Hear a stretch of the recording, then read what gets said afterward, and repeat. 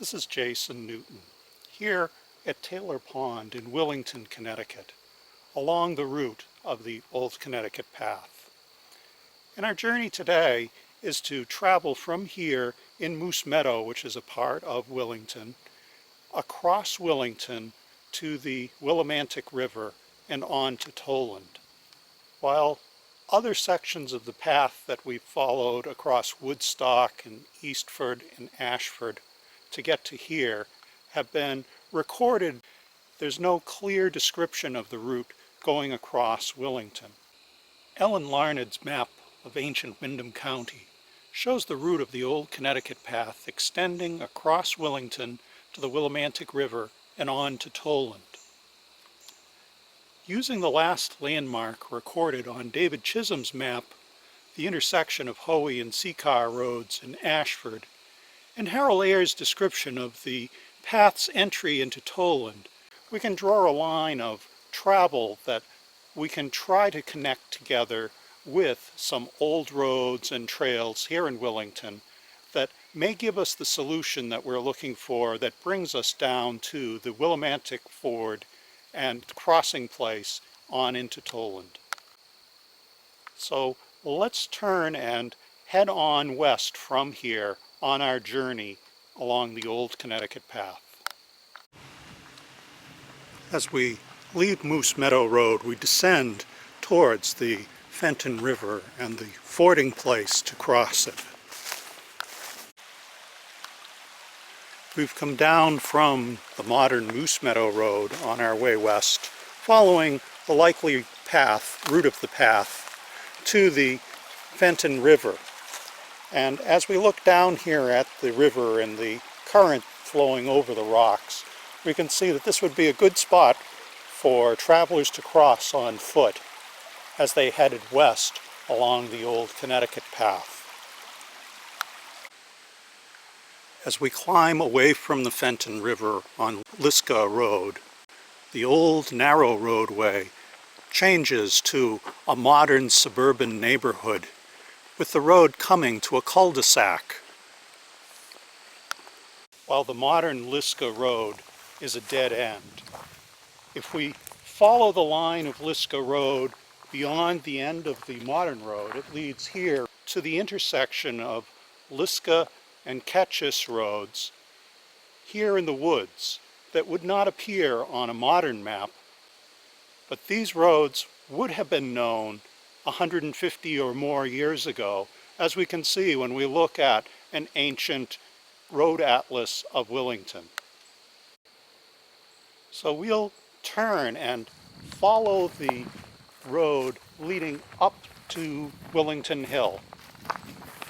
Our route crosses over Curtis Brook and then turns and heads sharply uphill on a direct line.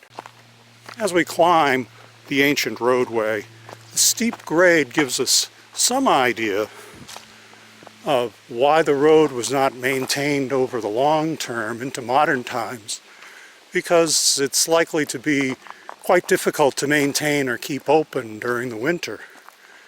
And the other thing that we see as we climb along this section is the length of time that it must have been in use when we compare the height of the roadbed with the height of the surrounding forest up above here, that the roadbed has been worn down into this place over the course of centuries of use.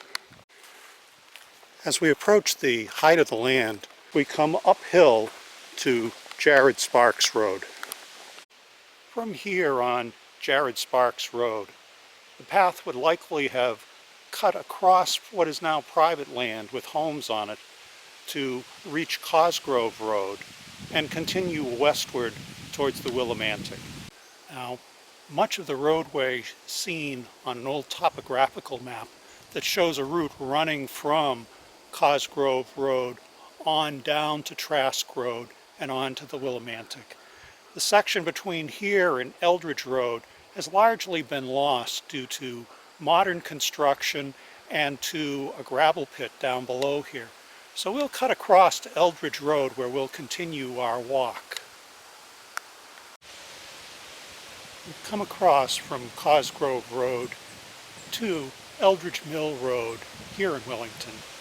And we're right at the end of the modern roadway, but cutting right across here to our right is where the trail comes across, and rather conveniently for those who have built here, the trail continues right through the property. The Old Connecticut Path in a number of places along the route has been converted from a path to a road, and then as it has fallen out of use, it's been converted back to, in modern times, as driveways, such as we see here leading into this property. But we'll go around to pick up the road and follow it on downhill towards the Willimantic from here. We've rejoined the route of the Old Connecticut Path well beyond the houses that have been built along Eldridge Mill Road. And as we look downhill here, you can see a very clear roadway that has fallen out of use probably 75 or more years ago. But as we go down through, I'll try to point out how well the road follows the contours of the land at a gentle grade, and how worn down it is by long usage.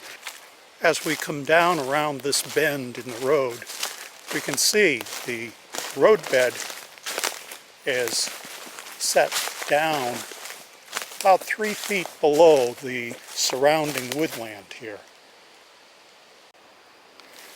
And the roadway continues on down on a gentle grade, and we can see going right down through how easily the roadbed now can be followed, even though it's been out of use for 3/4 or a whole century or more. Here the trail goes into one of the deepest cuts along the route, and as I come around here you can see that the level of the woods here is a good 4 to 5 feet above the level of the roadbed.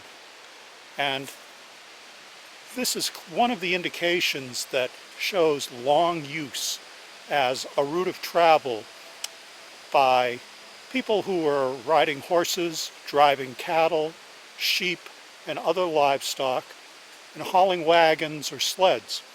And the effects of those animals and human traffic would be to break up the soil here so that it would be carried down over the period of centuries of use, leaving a roadbed like this that's carved way down below the other surface of the land here in the woods. As we come around to the other side of this very deep cut into the hillside made by the passage of time along the roadway here, we turn and it's apparent this is an ancient roadway that would have provided a route of easy passage for the early travelers who would be on foot, and for those who might follow with their carts and wagons and oxen and cattle. We come down out of the woods on the Old Connecticut Path and join on to Trask Road here in Willington, right at the point that it crosses Conant Brook. As we cross over Conant Brook, we'll continue west on Trask Road for a short distance before we break off into the woods again. We've followed Trask Road from Conant Brook a short distance uphill to the crest of the hill, and we're at the point where Trask Road drops off rather steeply down to Route 32 and the Willimantic River. Now, while I don't believe that this is the early Old Connecticut Path, I do believe that it was an important link in travel following settlement in this area. So we'll follow it for a moment out to the Willimantic River, where there's an early colonial bridge site that we can visit. We've flown over from Trask Road to the place here on the Willimantic River where the ancient bridge crossed from the area of Trask Road and came up to River Road and on to Tolland. Now, while this appears to have been an important crossing once settlement was established here along the Willimantic River, I don't suspect that this is the area where the ford of the river was for the Old Connecticut Path, because as we look at it now, we can see the river actually runs deeper in this area, and further down we'll see that it's actually wider and shallower for a crossing. There's an alternate route that we'll consider today that leads not downhill but around the hill, off into the woods here and on down on a gentler grade to the Willimantic River. We're going to leave the road here and we'll follow this alternate route that leads us into the woods and across and down to the Willimantic River. The path goes along an old cart road that deteriorates to just an old footpath as we cross the woods. But here in the woods, it circles around an area of wetland and bogs and continue on our route the last short distance down to Route 32 and crossing over to the Willimantic River.